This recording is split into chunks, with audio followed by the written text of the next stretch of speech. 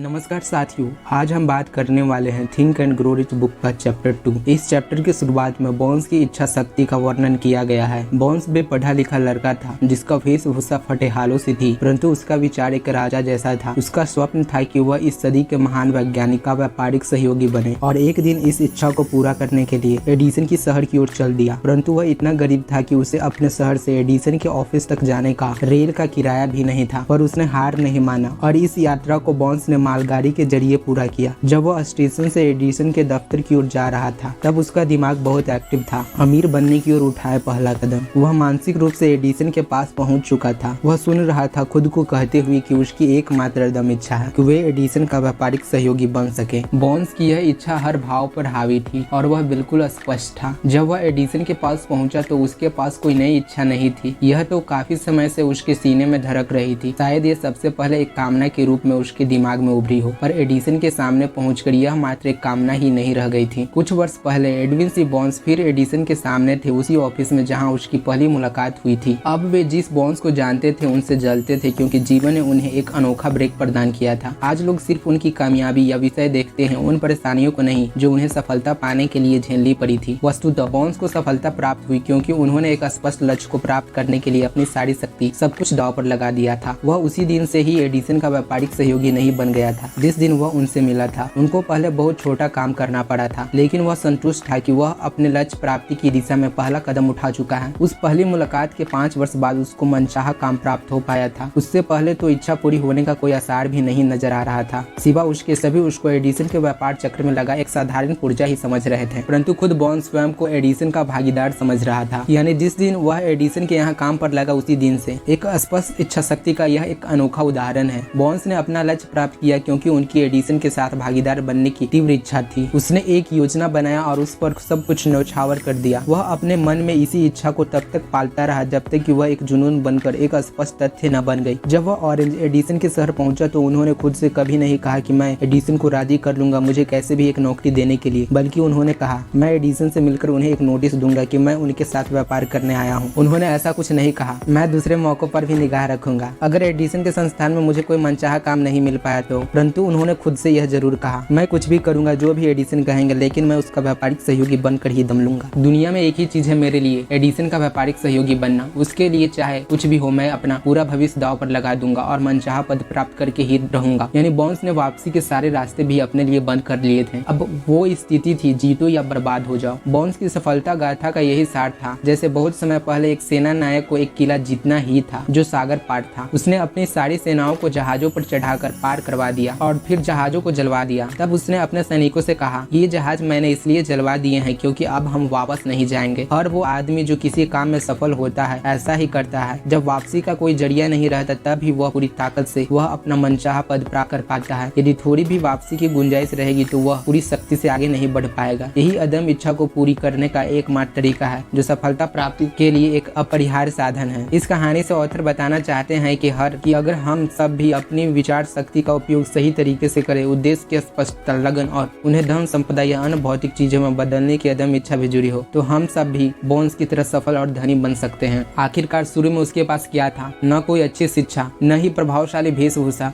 पर वह एडिसन के साथ काम करने वाला नंबर 1 आदमी बन गया। एक बार शिकागो में ऐसी भयंकर आग लगी कि व्यापारियों के सारे गोदाम जो स्ट्रीट पर थे जल के खाक हो गए। अब सारे व्यापारियों में बातचीत हुई कि क्या किया जाए, कहीं और बेहतर जगह जाकर फिर से काम किया जाए या यहीं दोबारा अपने गोदाम तैयार किए जाएं। सिवा एक के सबकी यही राय थी कि कहीं और जाकर नया काम शुरू किया जाए, परंतु वह जो एक वहां रुकने को तैयार था, मैं तो यहीं रुककर अपने गोदाम फिर से बनाऊंगा।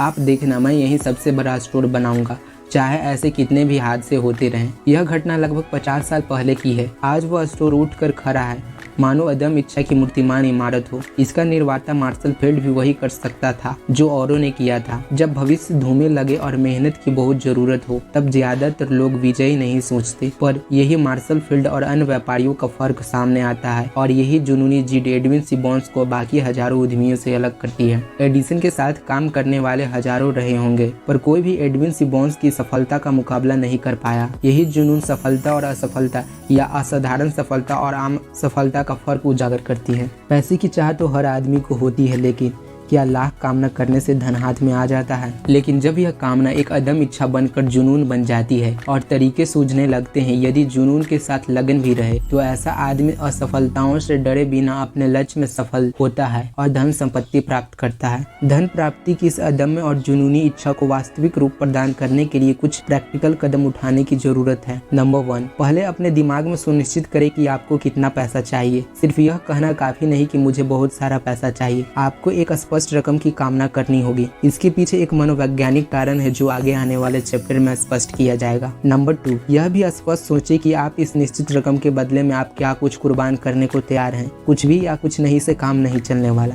नंबर 3, एक तारीख तय कीजिए कि कब तक आप चाहते हैं कि वह रकम आपके हाथ में हो जो आपको चाहिए ही। नंबर 4, अपनी इच्छा को पूरा करने के लिए एक स्पष्ट योजना बनाएं और चाहे आप तैयार हो या न हो, उस पर काम करना तुरंत शुरू कर दे। नंबर 5, अब स्पष्ट शब्दों में उसको लिख लीजिए कि आपको कितनी रकम चाहिए, कब तक चाहिए तथा उसको प्राप्त करने में आप क्या कुछ करने को तैयार हैं और उसके लिए क्या स्पष्ट योजना बनाई है। नंबर 6, अब अपने इस लिखे कथन को दिन में 2 बार दोहराएं। पहली बार सुबह सो के उठे और दूसरी बार जब रात को सोने जाएं। जब आप उसको पढ़ो, महसूस करते हुए विश्वास करें कि मानो यह रकम आपके पास आ चुकी है। यह महत्वपूर्ण है कि उन 6 कदमों के साथ दिए गए निर्देशों को अच्छे से पालन करें, खास तौर पर 6वें कदम के साथ जो निर्देश दिए गए हैं। आपकी शिकायत हो सकती है कि यह असंभव है, ऐसा महसूस करना कि रकम मेरे पास आ गई है, जबकि वास्तव में नहीं आई है। इस स्थिति में आपकी एकदम इच्छा आपकी सहायता करेगी। यदि आपको वाकई धन की चाह है और आपकी इच्छा एक जुनून का रूप ले चुकी है, तो आपको स्वयं को समझाने में ज्यादा मेहनत नहीं लगेगा कि आप इसको निश्चित ही प्राप्त कर लेंगे। आपका लक्ष्य धन प्राप्ति है और इसके लिए पूरी तरह दृढ़ कमिटमेंट होना भी जरूरी है।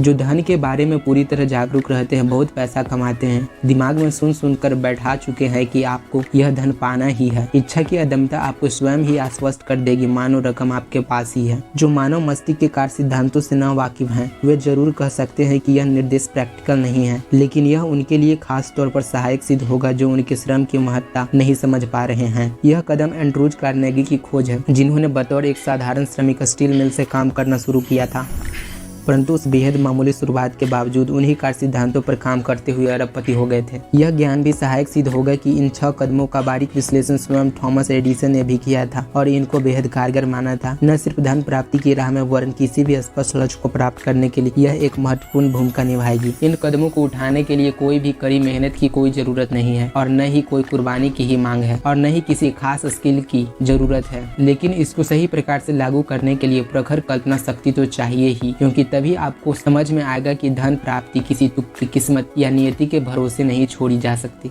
यह सफलता भी आवश्यक है कि जिन्होंने अंकुर धन कमाया, उन्होंने अपनी इच्छा शक्ति, स्वप्नशीलता और जुनून का पूरा इस्तेमाल करके ही किया। कोई भी धनी तुक्के से नहीं बना है। यहाँ आप समझ ले कि आप कभी धनी नहीं बन सकती यदि आपके अंदर दहकती इच्छा न हो और यह विश्वास न हो कि आप इसको निश्चित रूप से प्राप्त कर सकते हैं। यह भी सही है कि सृष्टि की उत्पत्ति से ही इस बात के हवाले मिलते हैं कि हर बड़ा नेता एक स्वप्नदर्शी जरूर होता है। ईसाइयत आज विश्व की सर्वाधिक ताकतवर कौम है, तो इसलिए कि इसका संस्थापक भी एक स्वप्नदर्शी ही था। उसने इस कल्पना से इस कौम का भविष्य मानसिक और आध्यात्मिक धरातल पर देखा था और वही वास्तविक रूप आ चुका है। सत्य तो यह है कि यदि आप अंकुत या महाधनी होने की वास्तविकता को स्वयं कल्पना में नहीं देख सकते, तो आप अपना बढ़ता हुआ बैंक बैलेंस भी नहीं देख पाएंगे। यदि अमेरिकी इतिहास पर नजर दौड़ाएं तो स्पष्ट होगा कि पिछले वर्षों में अमेरिका में कभी भी स्वप्नदर्शी के लिए प्रैक्टिकल सत्य प्राप्त करने के इतने मौके नहीं थे जितने की आज उपलब्ध हैं। पिछले कुछ वर्षों की आर्थिक मंदी ने सभी लोगों को एक ही स्तर पर ला फेंका है। अब एक नई दौर की शुरुआत होने वाली है। आगामी इस वर्षों में बड़ी बड़ी किस्मतें खुलने वाली है। अब इस दौर के नियम परिवर्तित हो चुके हैं। अब आप बदले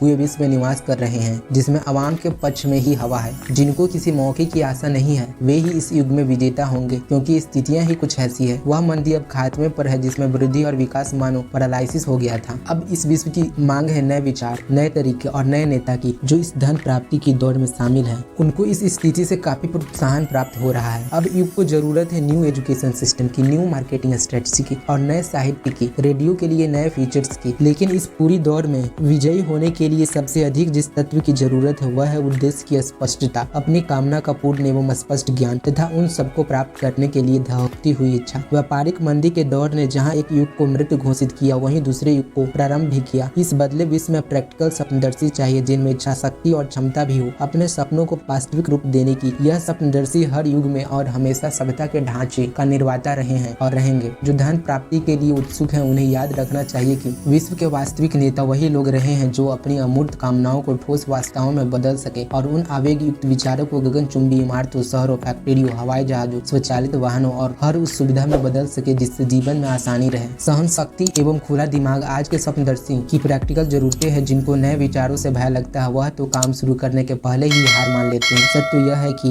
आज पहले जैसे नव निर्माता के लिए कभी प्रोत्साहक नहीं रहा। जो धन प्राप्ति के लिए उत्सुक हैं उन्हें याद रखना चाहिए कि विश्व के वास्तविक नेता वही लोग रहे हैं जो अपनी अमूर्त कामनाओं को ठोस वास्तविकताओं में बदल सके और उन आवेग युक्त विचारों को गगनचुंबी इमारतों, शहरों, फैक्ट्रियों, हवाई जहाजों, स्वचालित वाहनों और हर उस सुविधा में बदल सके जिससे जीवन में आसानी रहे। सहन शक्ति एवं खुला दिमाग आज के स्वप्नदर्शियों की प्रैक्टिकल जरूरतें हैं। जिनको नए विचारों से भय लगता है वह तो काम शुरू करने के पहले ही हार मान लेते हैं। सत्य तो यह है कि पहले ऐसे नव निर्माता के लिए कभी प्रोत्साहक नहीं रहा। यह ठीक है कि कवर्ड वैगन यानी अलग से कुछ लगाने जैसा हालात नहीं है अब और कोई कठिन एग्जाम से भी गुजरने की कोई जरूरत नहीं है, लेकिन उनके सामने विशाल व्यापारिक, वाणिज्यिक और औद्योगिक विश्व खड़ा है जिसको सही ढांचों में ढालकर नई दिशाओं की ओर ले जाने की परम आवश्यकता है। जो धन दौलत में अपना हिस्सा सुरक्षित करना चाहते हैं उनको चाहिए कि अपनी स्वप्नशीलता के अनुरूप मेहनत में किसी का गलत प्रभाव न पड़ने दें। उन्हें यदि ऐसा करना है तो उन्हें उन विगत के प्रथम निर्माताओं की भावनाओं को आत्मसात करना पड़ेगा जिन्होंने इस सभ्यता को मूल्यवान बनाया और अपने देश में सही मौके प्राप्त कर इसके बाजार और खदानों को और भी समृद्ध किया। हमें यह नहीं भूलना चाहिए कि कोलंबस एक अनजाना विश्व ढूंढने निकला था और इसके लिए उसने अपने जीवन का सब कुछ दांव पर लगा दिया और अंततः उसे खोज ही लिया।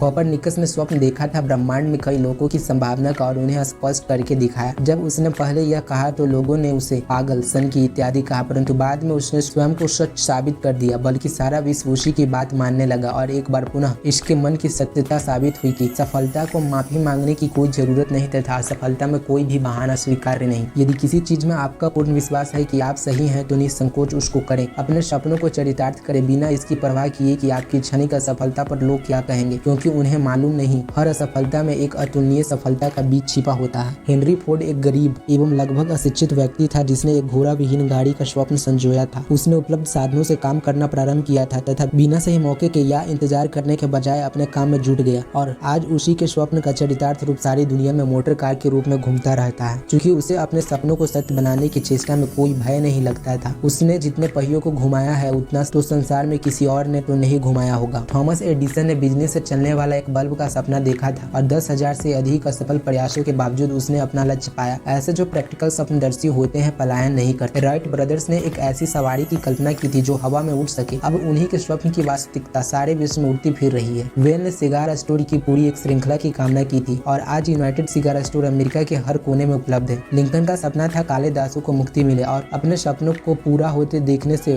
कुछ वर्ष ही वंचित रहा। उसकी मृत्यु के पश्चात ही यह कामना एक सत्य बन गई। मार्कोनी ने एक ऐसे यंत्र की कल्पना की थी जो आकाश तत्व के अमूर्त बलों की सही दिशा निर्देशित कर सके। अब वायरलेस एवं रेडियो सेतु की दुनिया भर में मौजूदगी इसकी इस कल्पना को सत्य साबित कर रही है। मार्कोनी के इस प्रयोग से हवेली झोपड़ी काफी पास आ गए। लगभग सारे विश्व के देश एक दूसरे के पड़ोसी से हो गए। इसके द्वारा अमेरिका का राष्ट्रपति एक अल्पाधिक सूचना द्वारा अरबों खरबों लोगों से एक साथ वार्तालाप कर सकता है। दिलचस्प तथ्य यह भी है इस संदर्भ में कि मार्कोनी के नजदीकी मित्रों ने उसको जेल भिजवाने और पागलों के अस्पताल तक पहुंचाने का पूरा प्रबंधन किया था। जब उसने घोषणा की कि उसने एक ऐसा सिद्धांत का खोज किया है जिसके द्वारा बिना तार के संदेश एक जगह से दूसरी जगह संप्रेषित किया जा सकता है बिना भौतिक साधनों के। ऐसा करना अविश्वसनीय लगा और इसलिए उसके दोस्तों को यकीन नहीं आया था। आज के युग में तो ऐसे स्वप्नदर्शी उन लोगों से भी बेहतर काम कर सकते हैं। अब विश्व नई खोजों का सिर्फ आदी ही नहीं हो गया वरन वह नए खोजकर्ताओं को नव स्वप्नदर्शियों को पुरस्कृत करने के लिए आतुर भी रहता है। हर महान से महान खोज शुरुआत में मात्र एक स्वप्न ही होता है। बीज में वृक्ष और अंडे में पक्षी तथा आत्मा के विशाल दर्शन में एक फरिश्ता जागृत रहता है, क्योंकि वास्तविकता का बीज सपने में ही पड़ता है। अरे विश्व के स्वप्नदर्शियों, उठो, जागो और अपने सपनों और अपने मन की इच्छा पूरी करो। अब तुम्हारा सितारा बुलंदी पर है। मंदी ने तुम्हारे सामने एक ऐसा मौका पेश किया है जिसका तुम्हें इंतजार था। उसने लोगों में सौम्यता, सहनशक्ति और खुला दिमाग दिया है। इस विश्व में मौकों की भरमार है। ऐसा हाल तो पहले कभी नहीं रहा था। दहकती हुई इच्छा ही वह प्रस्थान बिंदु है जिससे कोई स्वप्नदर्शी उड़ान भरता है। सपने उदासीनता, आलस तथा महत्वाकांक्षा के अभाव में जीवित नहीं रहते। अब यह विश्व स्वप्नदर्शियों पर न हंसता है न उन्हें सनकी कहता है। यदि आपको कोई गलतफहमी हो तो टेनेसी में जाकर देखें कि किस प्रकार एक स्वप्नदर्शी राष्ट्रपति ने अमेरिका के समग्र जल शक्ति को कैसे नियंत्रित कर दिया है। कुछ ही वर्षों पूर्व यह सपना एक सबक से ज्यादा कुछ कुछ नहीं लगता था। मंदी के दौरान आप उदास रहें, हारते रहें तथा अपनी तमन्नाओं का खून करते रहें। साहस रखें क्योंकि इस अनुभव ने आपके अंदर एक ऐसी आध्यात्मिक धातु भर दी है जिससे आपके सपनों का मूल्य अतुलनीय हो गया है। याद रखें कि जो भी लोग सफर रहे हैं उनकी शुरुआत कभी अच्छी नहीं रही, न आगे थी। कई हृदय निवारक अवरोधों के बाद ही वे अपने गंतव्य तक पहुंच पाए हैं। ऐसे लोगों की जिंदगी में निर्णायक बदलाव बिंदु किसी न किसी परेशानी के जरिए ही आता है, जब वह स्वयं से पूरी तरह परिचित हो जाते हैं। जॉन बुनियन की प्रसिद्ध कृति दी पिलग्रिम्स प्रोग्रेस, जो अंग्रेजी साहित्य की सर्वोत्तम कृतियों में से एक मानी जाती है, का सृजन उसने तभी किया था जब धर्म संबंधी अपने विचारों के लिए उसको दंडित किया गया था और कारागार में डाल दिया गया था। ओ हेनरी ने अपनी सुसुप्त प्रतिभा को तब पहचाना जब वह दुर्भाग्यवश ओहियो के कारागार में बंदी था। जब दुर्भाग्य ने उसे त्रास दिया तो उसने अपनी कल्पना को जागृत किया और जाना कि वह कोई दयनीय अपराधी नहीं वरन एक महापुरुष है। जीवन की गति विचित्र है, लेकिन असीमित बुद्धि की गति और भी विचित्र है, जिसके धारक अपनी योग्यता को पहचानने के पूर्व कई दंडात्मक स्थितियों से गुजरते हैं। तब भी वे अपनी क्षमता पहचानते हैं जिससे वह कल्पना शक्ति के जरिए अपनी उपयोगी विचार ढूंढ पाते हैं। विश्व का महानतम अन्वेषक एडिसन एक वैज्ञानिक, पहले एक फटेहाल टेलीग्राफ ऑपरेटर था। वह असंख्य बार असफल रहा था। जब उसकी मेघा जागी तो उसने महान खोज कर दिया। चार्ल्स डिकेंस ने काले बर्तनों पर लेबल लगाने से काम शुरू किया था। उसके प्रथम प्रेम की त्रासदी उसकी आत्मा की गहराई में उतर गई थी, जिसने अंततः उसे विश्व का महानतम लेखक बनाया। फिर उसने डेविड कॉपरफील्ड एवं अन्य महान रचनाओं का सृजन किया तथा अपने पाठकों को अनोखा निधि प्रदान की। वैसे ज्यादातर प्रेम में असफलता आदमी को पियक्कर एवं दुष्चरित्र बना देती है, क्योंकि ऐसे लोगों को यह समझ नहीं आ पाता कि कैसे इस शक्तिशाली प्रेम भाव को सृजनात्मक रूप में ढालें। हेलेन केलर तो अपने जन्म के तुरंत बाद ही गूंगी, बहरी और अंधी हो गई थी, लेकिन इतनी जबरदस्त विकलांगता के बावजूद वह विश्व के इतिहास में उतना महान दर्जा प्राप्त कर सकी। उसका जीवन एक जीता जागता प्रमाण है कि कैसे हार एक वास्तविकता नहीं बन सकती जब तक उसको स्वयं ही स्वीकार नहीं कर लिया जाए। रॉबर्ट बॉन्स एक बेपढ़ा लिखा देहाती था, गरीबी से अभिशापित और पियक्कर था, लेकिन उसने अपने मनोभावों को कविता में उतार कर इस विश्व को ज्यादा समृद्ध किया। उसने जग उपवन से कांटे हटाकर वहाँ गुलाब खिलाए थे। बुकर टी वाशिंगटन गरीबी में पैदा हुआ, जाति और शरीर वर्ण के कारण एक अपाहिज सा व्यक्ति था, लेकिन उसके पास सहनशीलता और हर विषय के लिए एक खुला दिमाग था। चूंकि वह एक स्वप्नदर्शी था, उसने समग्र मानव जाति पर अपनी छाप छोड़ी। बीथोवन बहरा और मिल्टन अंधा था, लेकिन उनका नाम इस विश्व में सदा जीवित रहेगा, क्योंकि उनके अंदर अपने विचारों को व्यवस्थित कर सपनों को हकीकत में बदलने का मादा था। इसलिए अगले चैप्टर में प्रवेश करने के पूर्व अपने मन में एक नई आशा, विश्वास, साहस और सहनशीलता की ज्योति जगा लें। यदि आप में ये चिंगारियां हैं और वर्णित सिद्धांतों का सार समझने का ज्ञान है, तो आपको जरूरत का सब सामान सही मौके पर प्राप्त हो जाएगा। इमर्सन के शब्दों में हर युक्ति, पुस्तक और शब्द आपकी सहायतार्थ आपके मस्तिष्क में उभरेगा, उन खुली खिड़कियों के माध्यम से जो आपके सामने होगी, तथा हर प्रिय मित्र आपकी मदद को आपके गले में बाहें डालकर खड़ा होगा। यही फर्क है सिर्फ कामना करने और उसका प्रतिफल प्राप्त करने में। कोई भी किसी चीज को तब तक नहीं पा पाता जब तक वह उसे पाने को तैयार न हो। दिमाग में अपनी निष्ठा के प्रति पूरी आस्था होनी चाहिए। दिमाग को सदा खुला रखें, क्योंकि बाद में दिमाग विश्वास, साहस और निष्ठा के मानक नहीं हो सकते। याद रखें, जीवन में लक्ष्य ऊंचा रखने के लिए कोई खास प्रयत्न नहीं करना पड़ता। दयनीयता और गरीबी पाने के लिए जो कुछ करना होता है उससे कुछ ज्यादा समृद्धि और वैभव पाने के लिए भी नहीं करना पड़ता। एक महान कवि ने इस सार्वभौमिक सत्य को कुछ इस प्रकार से प्रकट किया। मैंने जीवन से दमड़ी मांगी, मुझे वह भी नहीं मिली। मैंने कुछ भी किया पर मेरा तुझ खजाना नहीं बढ़ा, क्योंकि जीवन एक ऐसा कठोर मालिक है जो वही देता है जो हम मांगते हैं। लेकिन जब एक बार वेतन तय हो गया तो फिर हमें हर काम करना पड़ेगा। जब मैंने जीवन से मजदूरी चाही वही मुझे मिली, तब मेरी समझ में आया कि जीवन वह सब खुशी हमें देता है जो हम वाकई उससे चाहते हैं।